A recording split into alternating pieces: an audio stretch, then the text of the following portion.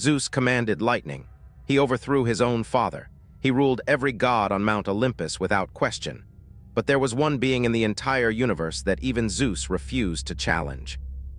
Not a titan, not a monster, not another king of the gods.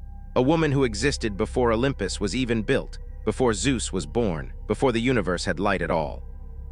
Homer himself tells us that when Zeus, in a blind fury, wanted to punish a god who had defied him, he stopped. He held back his rage. Because that god had fled into her arms, and even the King of Olympus knew better than to follow. Her name was Nyx, the goddess of night. And this is the story of the one power in Greek mythology that Zeus was too afraid to touch. To understand why Zeus feared Nyx, you have to go back further than Olympus, further than the Titans, further than Zeus's own birth. In the beginning, there was only chaos, the vast, formless void from which all creation emerged. From that darkness came a small number of primordial beings, forces so ancient they predate the concept of gods ruling from thrones. Nyx was one of them. She was night itself, not a goddess who controlled darkness, but darkness given form and consciousness. According to Hesiod's Theogony, one of the oldest surviving texts on Greek mythology, Nyx emerged directly from chaos, making her older than Cronus, older than Zeus. Older than the entire Olympian order that would one day rule the heavens. And Nyx did not rule quietly. She had children, many of them. And unlike the golden, glorified offspring of Olympus, Nyx's children were forces no one could control. Nyx gave birth to Thanatos, the personification of death itself, calm, inevitable, and utterly without mercy.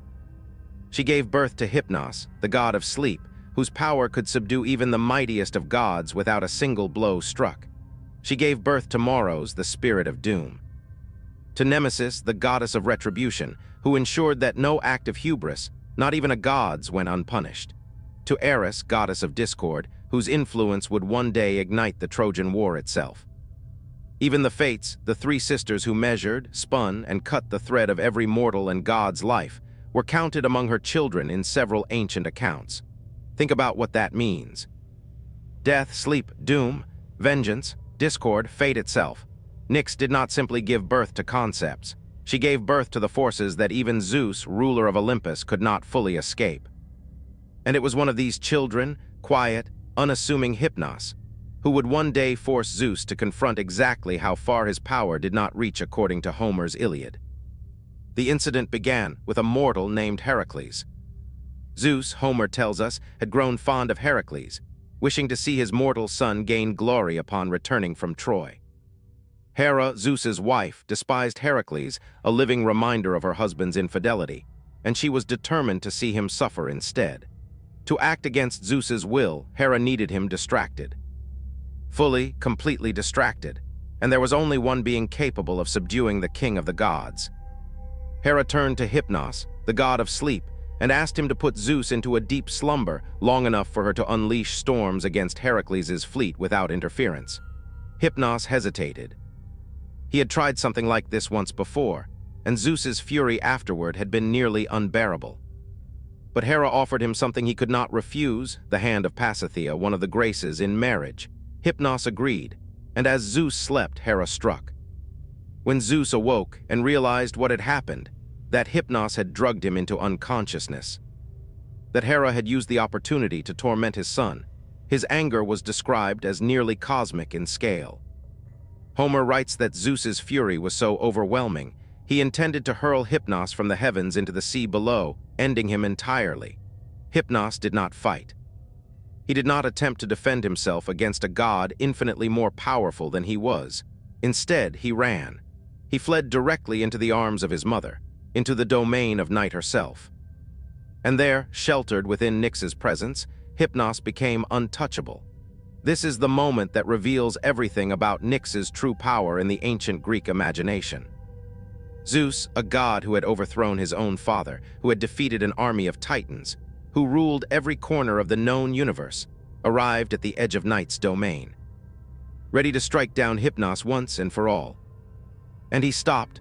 Homer tells us plainly that Zeus, despite his rage, restrained himself out of respect and fear for Nyx. He did not pursue Hypnos into her territory.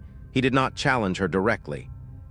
He simply let his anger cool and allowed Hypnos to remain unharmed within his mother's protection.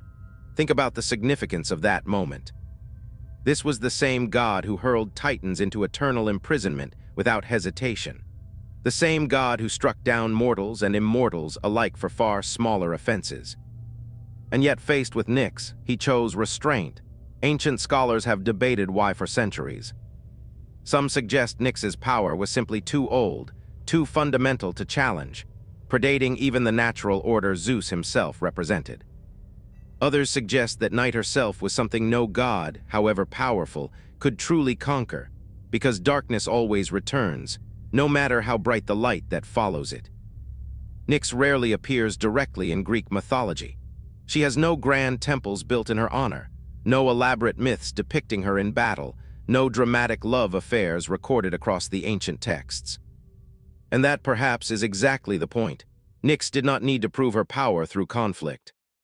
Every god on Olympus, Zeus included, understood a fundamental truth. Night falls upon every single day, without exception, without permission, without resistance. Sleep claims every living being eventually. Death comes for mortals and, in certain myths, even threatens gods. Fate binds the choices of every figure in the pantheon, Zeus not excluded. Nyx's power was never about domination. It was about inevitability. And there is nothing more terrifying to a god who believes himself supreme than a force that simply cannot be negotiated with, overpowered, or delayed. Here is the realization that this story leaves behind. Zeus ruled the sky, the thunder, and the fates of gods and mortals alike, but he could not rule the night. He could not command sleep to release its grip. He could not order death to relent. He could not force fate to bend entirely to his will. Nyx represented the one truth that even the King of Olympus could not overwrite, that some forces exist beyond power, beyond thrones, beyond thunderbolts. They exist simply because they always have and always will. Perhaps that is why, out of every god, monster, and titan across Greek mythology, it was the quiet goddess of night who commanded the deepest respect of all. Not through war, not through conquest. Simply by being inevitable. So here's a question worth sitting with as the credits roll. In a universe ruled by gods who fought for power constantly, what does it mean that the one force none of them could conquer was something as simple and as certain as the night itself? Let me know what you think in the comments.